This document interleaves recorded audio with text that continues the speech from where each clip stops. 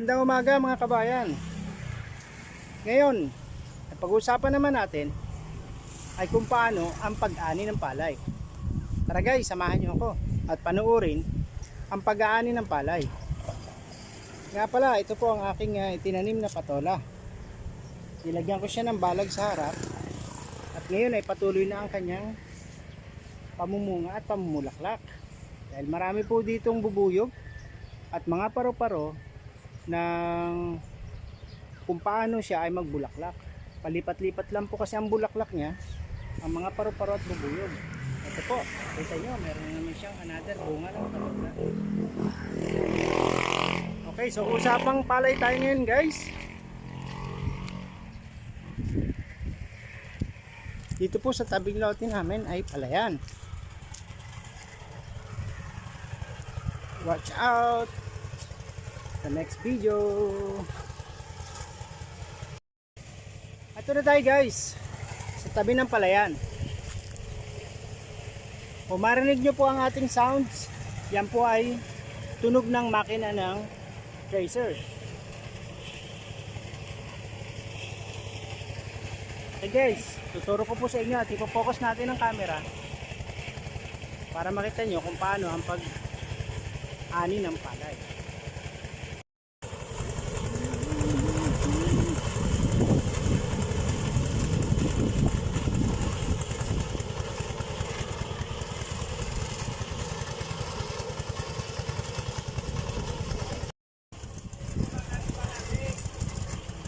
Dito po sa ating likod ang pag-aani ng palay. Ito po ang tracer.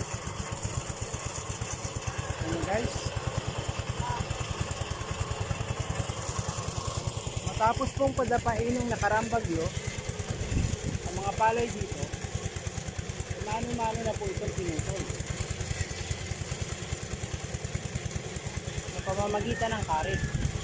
Ngayon po, pagkaputol po nitong mga palay, ay ibubunto nila doon sama-sama sa gitna, sa tabi ng makina. Ito po yung makina ng tracer. Ito nakasabod ko, buli ng niya. Kaya man abong lumuwa.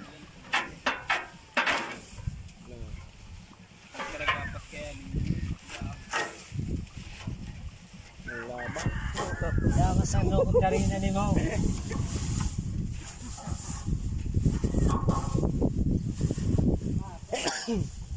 Ano po tawag dito sa makina ng tracer?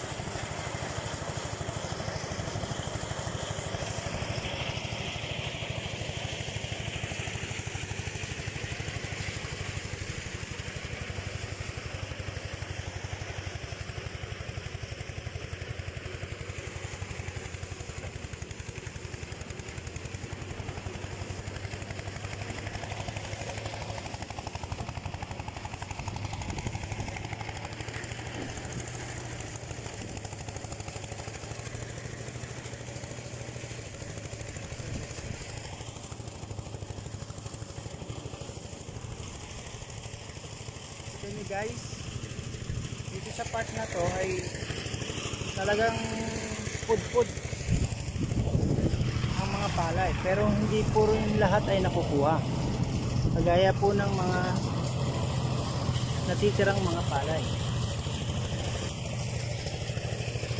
Yan po, pwede natin yang ipatuka sa manok. Kaya kung may manok kayo, pakawalan nyo lang dito, busog na busog sila, diba?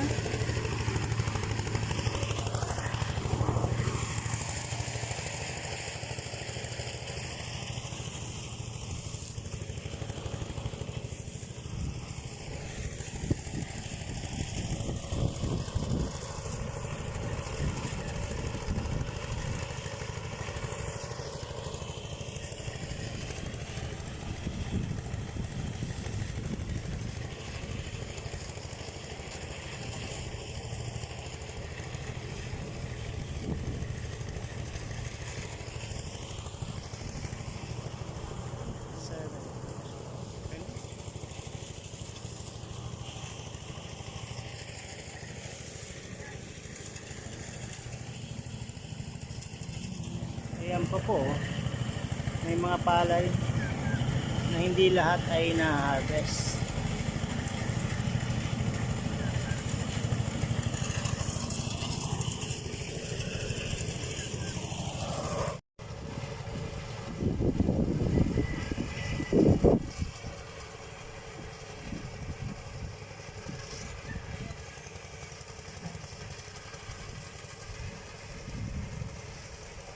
Naman po ang ating video kung paano ang pag-ani ng palay at pag-tracer.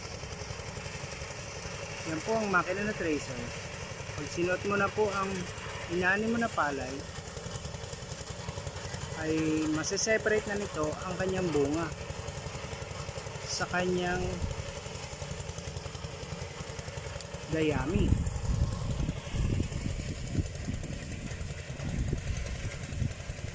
Ito po ang mga natapos na.